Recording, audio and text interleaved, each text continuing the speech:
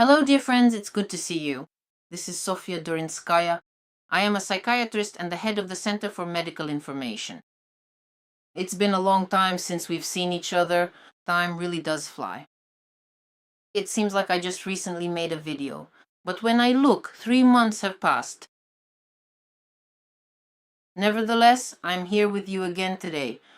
And once again, I really want to start releasing videos regularly, but there is just so much work.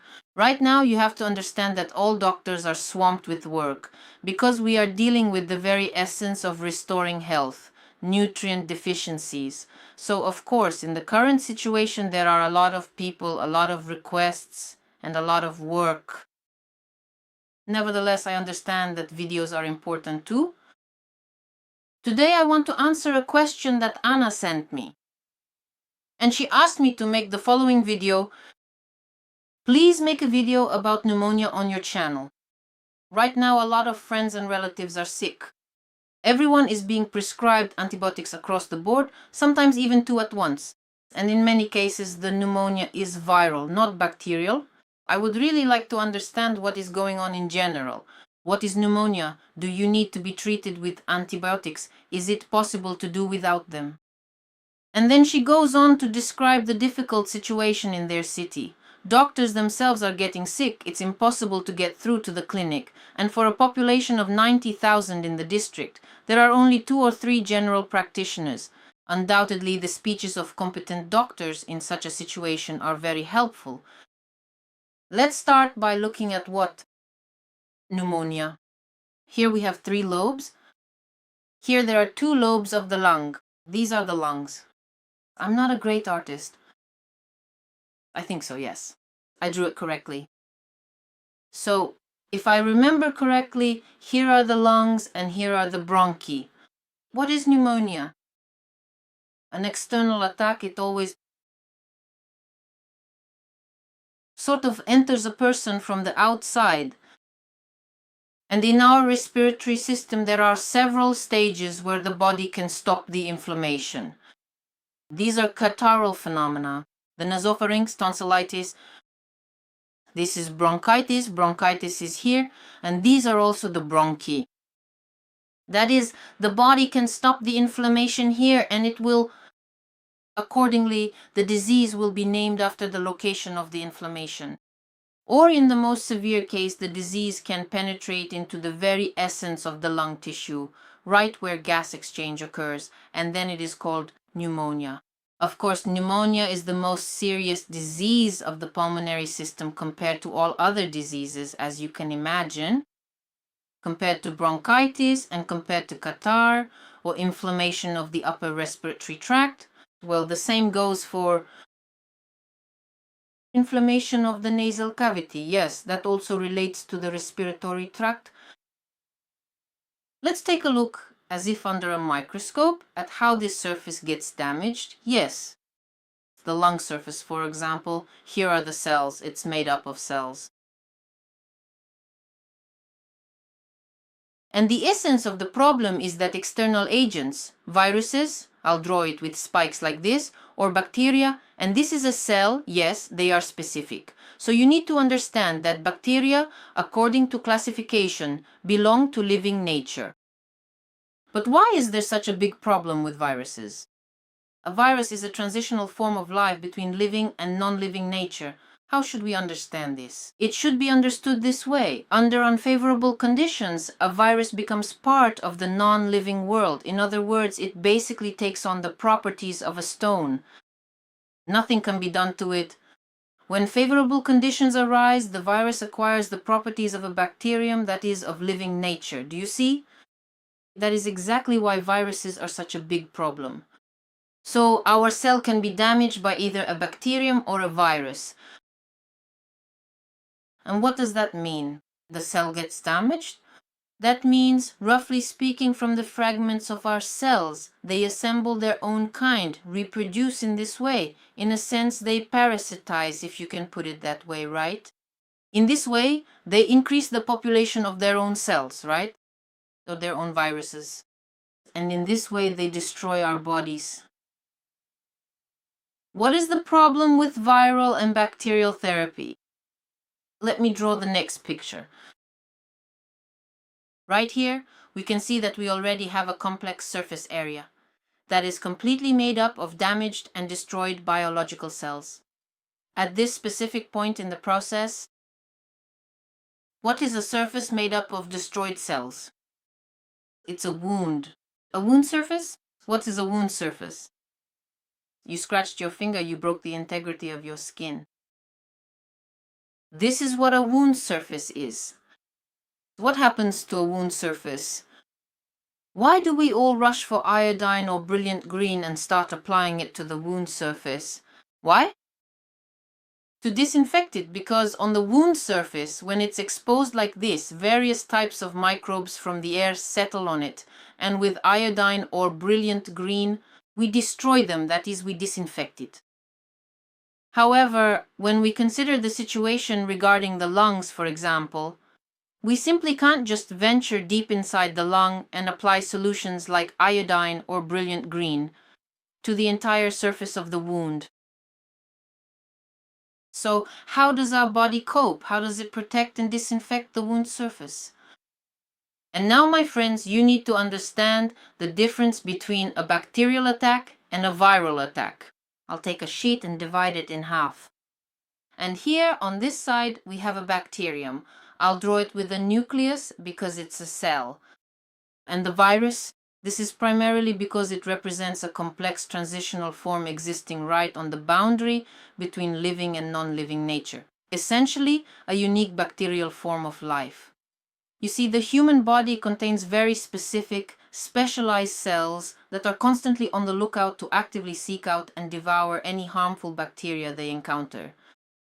This is called cellular immunity. Why?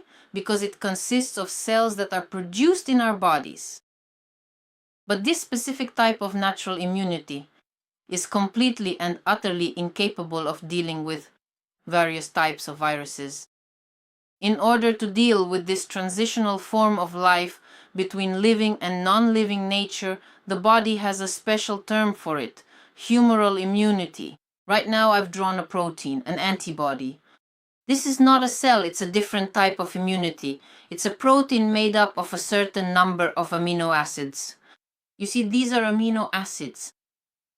Well, amino acids, so you get it, right? It's basically a composite protein made of amino acids. You see, and only this protein-based, if I can put it that way, immunity as opposed to cellular is protein-based. You have to understand, I'm explaining this to people in very simple terms right now. And for those who like technical terms, if you like terminology, you should understand what I'm talking about right now.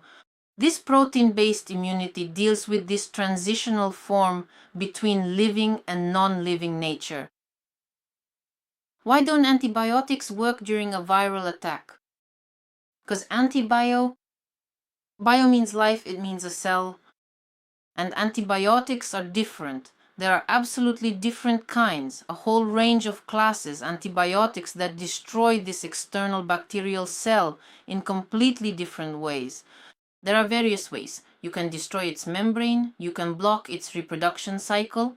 There are absolutely different ways to destroy a cell. That's why they're called antibiotics. A biocell is against life, but it is still life. But this is not considered life. It is a transitional form between living and non-living nature. And of course, antibiotics that can destroy the membrane of a living cell are absolutely useless against viruses, because this is a different form of life. Let's recall 9th grade, the classification of living nature. This is a different form of life, you see? That's why antibiotics really have no effect on, say, pneumonia that is caused by viruses. But what happens next? Let's go back to the fact that our bodies, the membrane is damaged on any wound surface, no matter how it was caused, if we can put it that way, by viruses. Or we cut ourselves. It quickly becomes boring for it. Soon, pathogenic flora settles on it. And pathogenic flora is exactly these pathogenic cells And we call this the initial development and onset of what is known as a secondary infection. And this secondary infection is consistently and exclusively bacterial in nature. So when bacteria begin to colonize and settle upon the damaged lung tissue during a case of viral pneumonia, that is precisely the moment when antibiotics are truly needed. Because in this specific scenario, they will already be working effectively against this so-called secondary infection. It's not primary, it's secondary. Someone asked me, how can you tell if a secondary infection has appeared or not? How can you tell if there is bacterial contamination or not? Pathogenic? By the presence of purulent discharge. As soon as purulent discharge begins, it means naturally that a secondary infection has joined in. Because bacteria, that's what they are, those living organisms, when pus starts to form, when purulent discharge begins to appear. If your finger becomes filled with pus, that's not viruses. That's already bacteria doing their job. That's when we add antibiotics. Let's once again take a detailed look at the question of where a person gets the strength to fight infections. Here I'll draw it again. This is the commonly accepted depiction of so-called antibodies. The antigen, that very virus, is usually drawn as a little ball like this, and this is the typical illustration. It's a standard one. And these are our cells in the body. Where do our proteins come from, and how does the body create cells? After all, it creates completely different types of cells. But it actually makes them from the various nutrients that we consume every day. So, my friends, what exactly is protein? Simply put, protein is a complex chain of many different amino acids. Amino acids, we get them when we eat highly nutritious protein, animal protein. This protein, the entire digestive system, why does it exist? Yes, to break down this foreign protein from cows, chickens, I don't know, fish, for example, if we eat red caviar, to break down this protein into its component amino acids. And from this set of building blocks, the body assembles what it needs at any given moment. If it needs a lot of antibodies, it assembles antibodies. If it needs a lot of those specific cells that will devour foreign bacteria, it will assemble them, you see? That's exactly why people who deprive themselves of high-quality, complete nutrition, who don't eat meat, and only meat contains what we call easily accessible, fully complete protein. Only meat contains exactly that. Moreover, the protein found in plants is hard to access. And with certain types of vitamin deficiencies, the body simply can't extract it from there at all. It just doesn't have enough strength. You see, when your energy is already at its limit, then to spend a huge amount of resources just to dig up this animal protein, this essential protein somewhere, when it's always easier to break down your own, for example, muscle tissue or cartilage tissue. Believe me, nature will always take the shortest path. The body will start consuming itself. By the way, a little side note, that's why. By the way, people who deny themselves meat for a long time, who are very persistent about it, they end up having huge problems with cartilage tissue and with their spine. So it's just like, because cartilage is actually quite easy to break down, in other words, to consume. It's very easy. So that's where it comes from for us. The conclusion, how to protect yourself from a viral attack.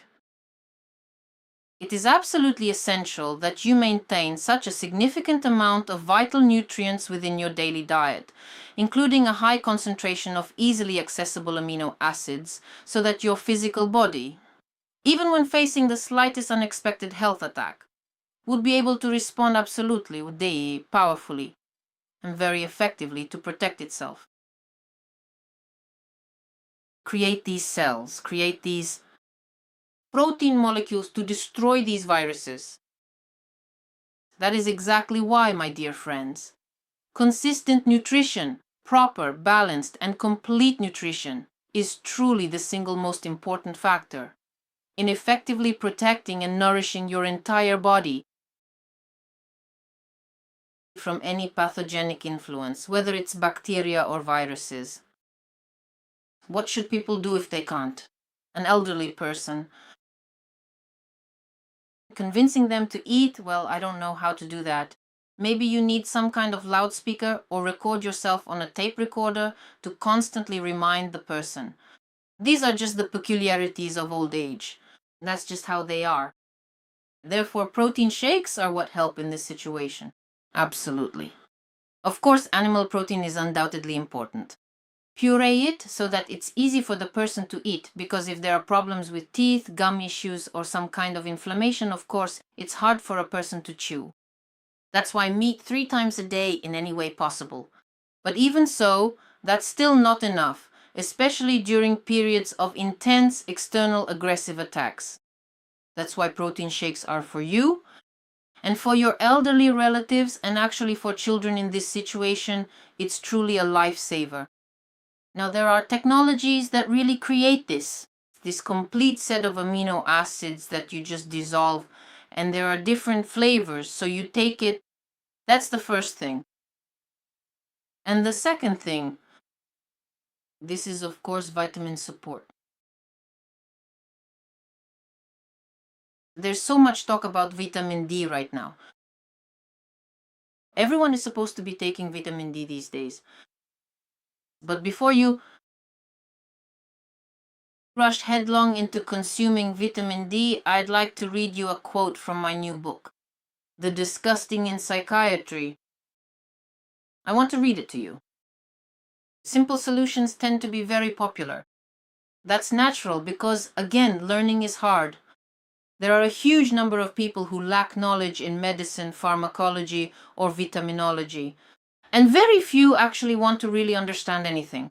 And even if they do, in the sea of false information, examples of which I mentioned above, it can be very easy to drown.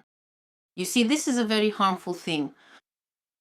To look for a big solution. Now, they've found vitamin D as one big solution for everyone. And what kind of irony is that? It's actually the only vitamin that is produced in sufficient quantities in the body unless you spend months living in a cold, damp basement like people did during the siege of Leningrad. If you live in an apartment, you have windows, and you at least see sunlight for a few minutes, say 30 minutes a day, then your body produces enough vitamin D. Which vitamins are responsible for immunity? The ones that start getting depleted right away, just like that? It's vitamin C, which is not produced in the human body. And if you don't even have hypovitaminosis C, then vitamin C is stored in the adrenal glands and in the intestinal wall. That is for the first half hour or maybe the first half of the day. If you don't have this vitamin deficiency, your resources will be enough. But after that, especially during a massive external aggressive attack by a virus or bacteria, the body needs vitamin C as much as it needs air. Therefore, the first thing you should take during such a difficult situation is vitamin C. And it isn't taken in courses. You can take it continuously, at least during the winter season. Why? Because it is not synthesized in the human body. And if you start to feel like you're getting sick, the body requires a very large dose of vitamin C, a lot. Because vitamin C increases the bactericidal properties of the blood. If your vitamin C is depleted, if it's all used up, the bactericidal properties of your blood decrease.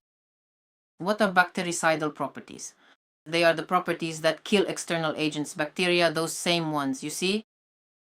And the next vitamin involved in the immune response is vitamin A. And so, my friends, those who advise taking huge doses, large doses, vitamin D, why don't you mention that vitamin D leads to a vitamin A deficiency? Because they are antagonists. Vitamin A inactivates vitamin D and vice versa. And you will develop a vitamin A deficiency if you consume large amounts of vitamin D. You will end up with a vitamin A deficiency. And vitamin A, along with vitamin C, these are the 2 vitamins responsible for immunity. And these two vitamins are not synthesized in our body, whereas vitamin D is synthesized. Do you understand? What is it? After an illness, does a person keep coughing and can't recover? They go on like this for a month and a half, 2 months, and no one knows what's wrong with them. This is a developed vitamin A deficiency. Because what characterizes vitamin A deficiency? It's increased shedding of the epithelium and the transformation of non-keratinized epithelium into keratinized. What does that mean? That means the epithelium of your bronchi has started to keratinize. You see, so-called metaplasia is beginning. That's what you've come to. And what is metaplasia? What is keratinizing epithelium that isn't supposed to keratinize? This is you constantly. Here you have this wall, right? What is metaplasia? It means you constantly have a wound surface here. And if you get a little chilled somewhere, eat something wrong, or someone sneezes near you, just a little, and everything starts all over again for you. Why? Because you're constantly living with this wound surface. Do you understand? But if a person starts taking high doses of vitamin D, they're basically heading straight for vitamin A deficiency. But for some reason, no one talks about this.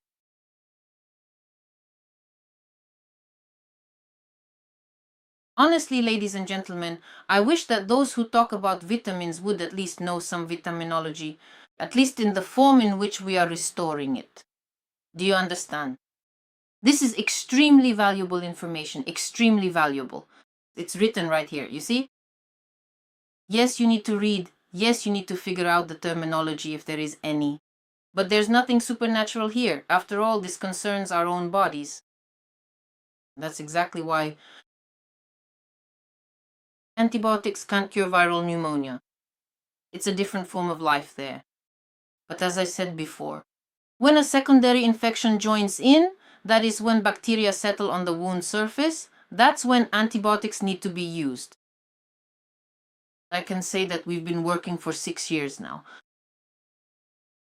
Honestly, I'll tell you, we haven't received a single report from our clients, those who have been with us, and we've had about 2,500 people go through our program.